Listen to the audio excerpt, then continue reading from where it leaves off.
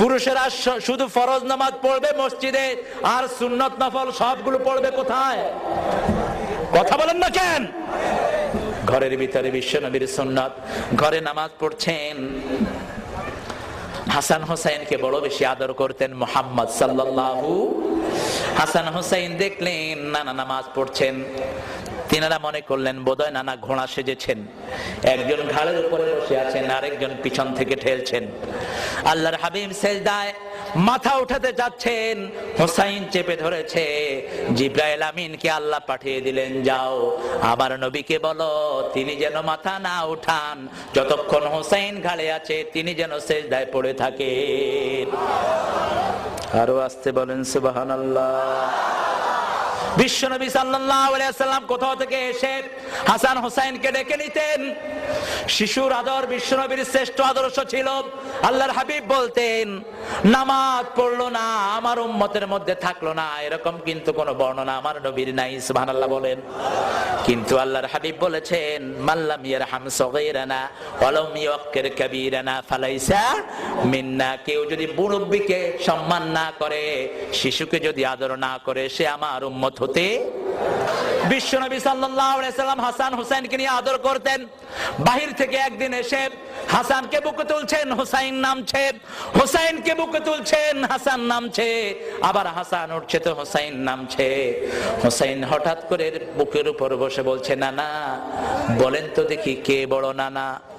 আল্লাহর হাবিব সাল্লাল্লাহু আলাইহি ওয়াসাল্লাম আল্লাহর সৃষ্টির মধ্যে সবচেয়ে বড় আছেন না নাই? কথা বলেন না কেন? বিশ্বনবীর মর্যাদা আল্লাহ সবচেয়ে বাড়িয়ে দিয়েছেন। আর আল্লাহর হাবিব বলতেন, আনা সাইয়্যিদে বলদে আদম, বনি আদমের সব সন্তানের নেতা আল্লাহ আমাকে বানিয়েছেন। সুবহানাল্লাহ বলেন। আল্লাহর হাবিব বললেন আমি বড়, হোসেন বললেন না না না আমি বড়। শিশুদের মতের কখনো অগ্রাহ্য করতেন না আল্লাহর হাবিব। সেজন্য বলতেন, ঠাট্টার ছলেও কোনো শিশুর সাথে তোমরা মিথ্যা কথা বলো না। শিশুকে ধোঁকা দিতে নিষেধ করেছেন মুহাম্মদ সাল্লাল্লাহু। হাতে করে জিনিস এনে কয় আয় তোরে দেবো, কিন্তু হাত খালি এরকম লোক আছে না নাই? এই ধোঁকা দিতে নিষেধ করেছেন মুহাম্মদ সাল্লাল্লাহু।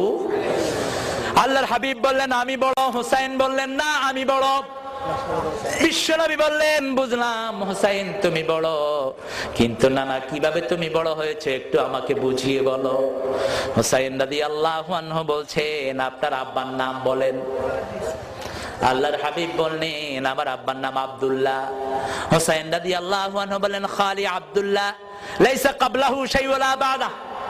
সামনেও কিছু নাই, পিছনেও কিছু নাই, খালি আব্দুল্লাহ। আমার আব্বাকে চিনেন নাকি? আসাদুল্লাহিল গালিব আলী ইবনে আবি তালিব, সারা দুনিয়ার কাফেরের জন্য আল্লাহ যাকে বাগ করে পাঠিয়েছেন, জান্নাতের ইমাম, এরকম একজন বাবা তো আপনি পান না। এদিক থেকে তো আমি আপনার বড়। আল্লাহর হাবিব হোসেনের চেহারায় তাকিয়ে আছেন। হোসেন বলছে, নানা আরো আছে। বলছে, নানা বলো কি বলো? নানা বলে, আপনার আম্মার নাম বলেন। বিশ্বনবী সাল্লাল্লাহু আলাইহি সাল্লাম বললেন, আমেনা।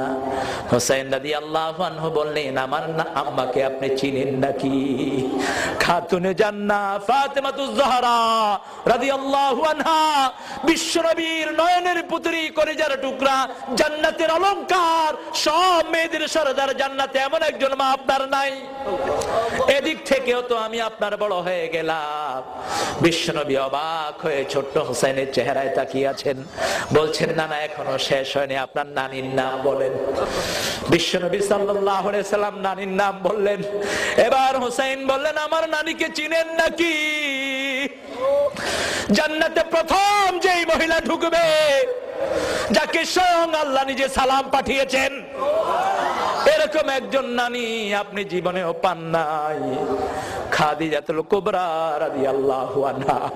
এদিক থেকেও তো আমি আপনার বড়। আল্লাহর হাবিব অবাক দৃষ্টি চেয়ে চেয়ে বললেন, হোসাইন। হোসেন বলছে, নানা আরো আছে, আরো আছে নানা।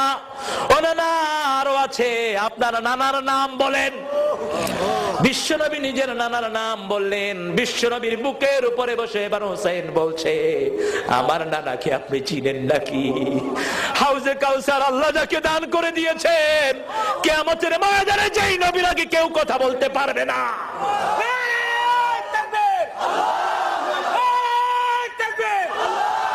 কি পরিয়ে আমাদের সংগঠন বিশ্বনবী সাল্লাল্লাহু আলাইহি সাল্লাম অবাক দৃষ্টিতে চেয়ে থাকলেন।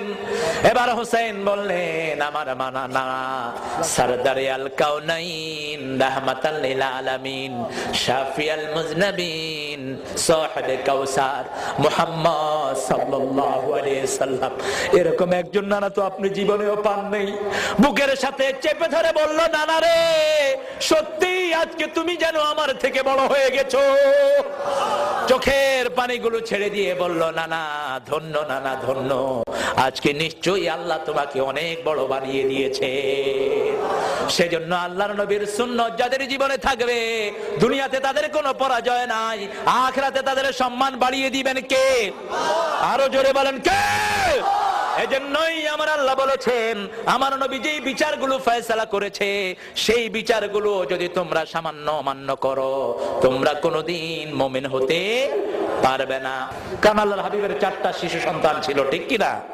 4টা শিশু সন্তান, কি নাম বলেন? না বলেন না, ছেলে বলেন।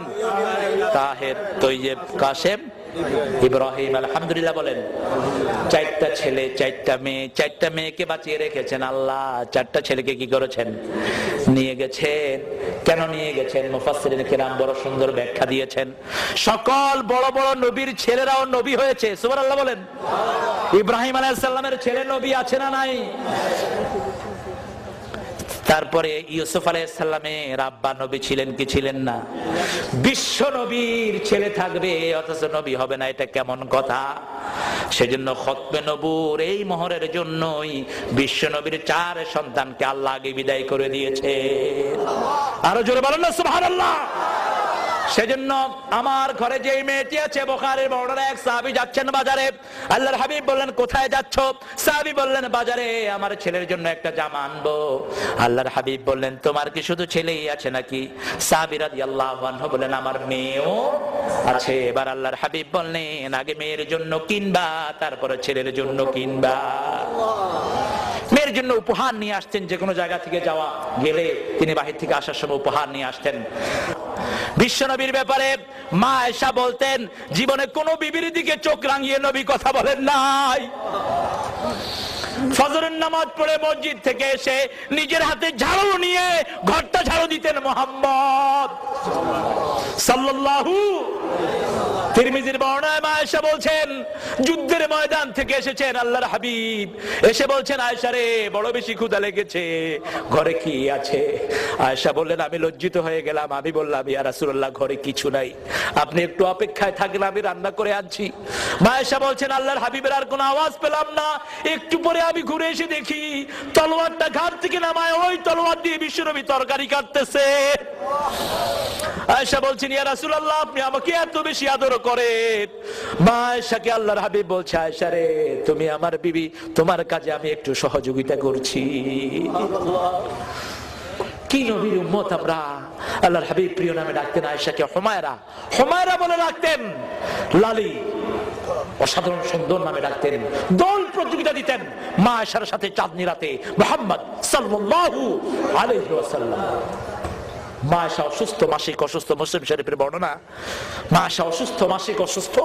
তো ইহুদিদের একটা জিনিসের প্রতিবাদ আল্লাহর হাবিবের জীবন দিয়ে আল্লাহ করেছেন, সুবহানাল্লাহ বলেন।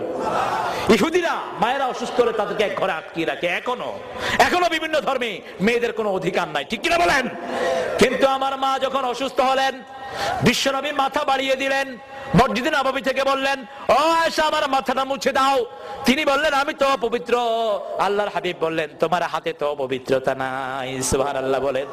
আবার মা আয়েশা বলছেন, একই সাথে খেতে বসেছি, আমি গোস্তের ভিতরে রুটি চুবিয়ে খেতে আমি বড় পছন্দ করতাম। গোস্তের ঝোলের ভিতরে আমি রুটি ভিজিয়ে খেতে পছন্দ করতাম। আমি রুটি খাচ্ছি, আমার মুখের ময়লা, গ্লাসে পানি খেয়েছি, গ্লাসের একটা জায়গায় লেগে গেছে। আমি গ্লাসে পানি খেয়ে রেখেছি, একটু পরে দেখি ওই ময়লা জায়গায় মুখ লাগিয়ে পানি খেচ্ছেন মুহাম্মদ। মা আয়েশা বলছেন, আমি হাড্ডি খেয়ে রেখেছি, সেই হাড্ডি চেটেছেন মুহাম্মদ সাল্লাল্লাহু আলাইহি ওয়াসাল্লাম। আল্লাহু আকবার। হৃদয়ের সব কথাগুলো আয়েশাকে বলতেন। আয়েশার জন্য টান বেশি ছিল, কিন্তু কোনোদিন বেশি এক্সট্রা সময় দেন নাই।